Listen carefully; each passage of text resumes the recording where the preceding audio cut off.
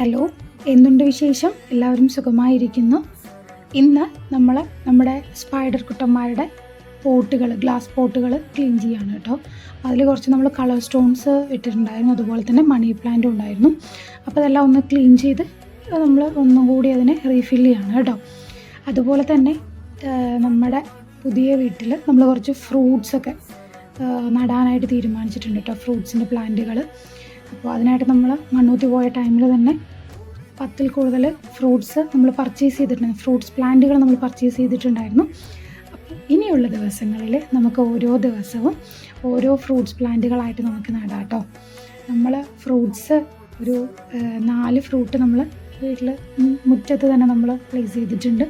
അതല്ലാതെ ബാക്കിയുള്ള പ്ലാന്റുകളെല്ലാം നമ്മൾ ടെറസിലാണ് ചെയ്യാൻ പോകുന്നത്.